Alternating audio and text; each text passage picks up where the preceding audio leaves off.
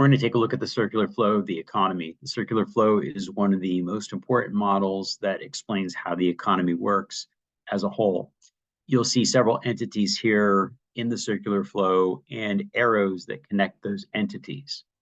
I'm going to start by looking at these two entities on the left and right, the businesses and the households. So the economy is essentially a mirror of these two entities.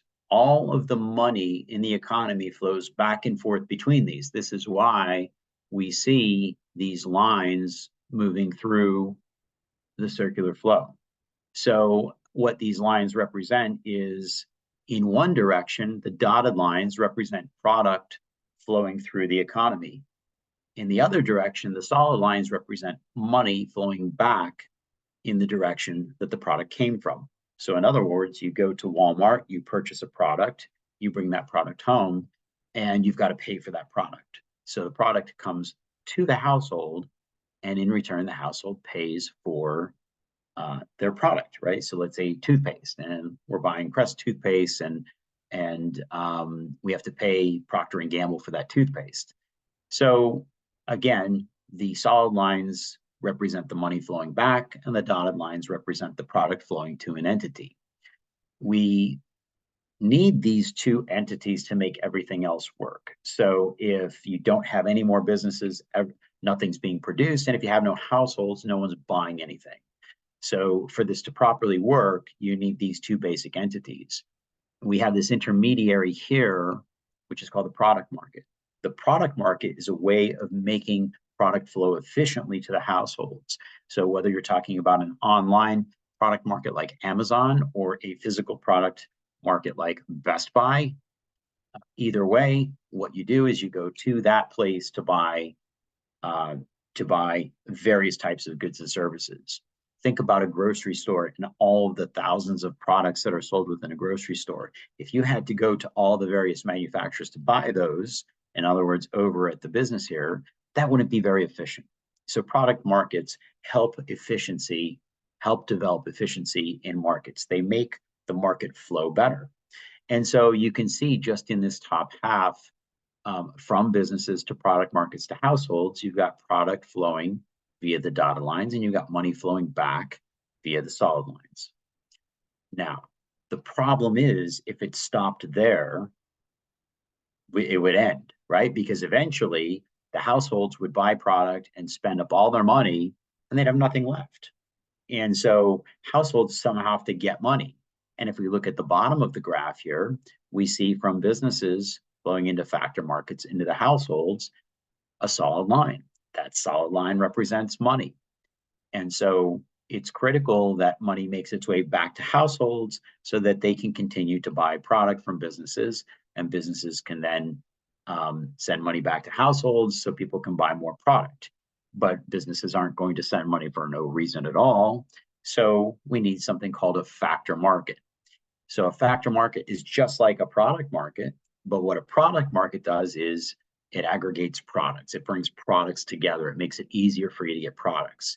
What the factor market does is it enables households to sell their factors of production to businesses.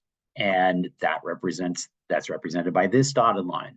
So this dotted line from households into the factor market into businesses represents the product going from households to businesses. Yes, there's product going from households to businesses. We talked about it in factors of production. Those are inputs that are used for businesses to create outputs. And a key one is labor. So I'll just touch on two right now, but labor as an example. When you go to work and you work for someone, you are providing a service. And in return for that service, so the service is the dotted line, that is the hours that you're spending at work. And in return, you're receiving money back, and that's called your income or your paycheck. And that's how households now receive money that they can go back to the product market and buy goods and services that ultimately are manufactured from businesses. Sometimes students get stuck on this factor market. It's a little complicated. The product market's easy. You've all seen Walmart. You've all been to Walmart. You've been to Best Buy. You've been to Target. you've purchased from Amazon. So you're all familiar with product markets. You're probably not as familiar with a factor market. Factor markets are a little more complicated, but there are things that you can relate to out there. I talked about labor. Anything that helps facilitate someone getting a job, like a recruiter as an example, could be considered part of the factor market. But here's a better example. Think about selling property. Let's say you have a piece of property that you want to sell, and you use that income that you receive from that property to live on for a while. This is what people who buy real estate do. They live on the income that they generate from real estate. Well, when that property sells, and by the way, sometimes properties sell for $1 million. And so you could live on that for quite some time, right? And so if you sell that, you're selling that land, it's the dotted line, to businesses. And you need a realtor in between. That's part of the factor market. The realtor would be the one selling the real estate to the business. So there are various types of factor markets. Again, product markets are easy because you're all familiar with them. Factor markets a little more complicated. They're hiring agents. They are real estate agents. They are attorneys that help with patents, because if someone creates a patent and sells it to a business, they're helping facilitate that through the factor market. So there are various ways that this occurs.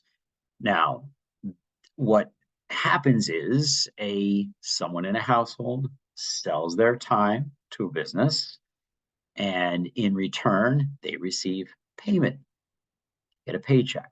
They then take that paycheck and they go and purchase toothpaste and toilet paper and laundry detergent from Procter & Gamble, from businesses. And in doing so, they receive product and they send money back to the businesses. Businesses then have that money that they can go and hire people or pay the people that work for them. This is the circular flow of the economy. So in one direction, we have product flowing, that is the dotted line. In the other direction, we've got money flowing, that is paycheck over here, and over here to the business, it's income for the products that they sell. Now, the last thing is, we've got a couple of entities here in the middle. Government and banks are examples of other entities that affect the factor market. That affect the circular flow. They affect the factor market and they affect the product market. Let me give you an example. Government creates regulations on how many hours a person can work or what kind of products a company can sell. And so the government is touching all four of these different entities that exist in the circular flow. Just the same, banks touch all four equities. You go to Walmart and you swipe your credit card to purchase a product, well, there's a bank involved in that transaction. And then what the bank is doing is they're taking a little fee and then they're paying the product market. And then Walmart then turns around and sends a check out to Procter & Gamble to pay for that. And of course, the bank is involved in that because Procter & Gamble has to cash the check. And then you receive a paycheck for going to work for Procter & Gamble. And when you are working for Procter & Gamble, that paycheck is coming in. Well, the bank is facilitating that paycheck. So the banks and government are involved in all aspects of the circular flow. So the circular flow is a really interesting model. And of course, just like any model, it's not representative of everything that occurs in an economy, but certainly at a high level, it helps us to understand, helps economists to understand how money flows through the economy, how product flows through the economy. And as kind of a final point here to think about, what you can see is this: if this entity here, businesses, begins laying off people in households, then households have less money and can't afford to buy as much stuff. So when you hear about things like unemployment in the news, this is why it's so important, because the actions being taken here affect households. By the same token, very often people hear the news, things are getting tough, the economy is going to be tough, and they start becoming very conservative with their money. They can become very cautious and they stop spending it. And they say, well, I'm not going to buy that new car. Well, Ford Motor Company or GM Motor Company or Tesla, they're over here as a business. So if households starts slowing down what they're spending, then businesses aren't making as much money. And when businesses make less money, they have to lay people off. And so this flow just continues. So it's a really cool model. I hope this helps. And it's worth kind of thinking about what this circular flow does and how actions taken by anyone in the circular flow can affect the economy.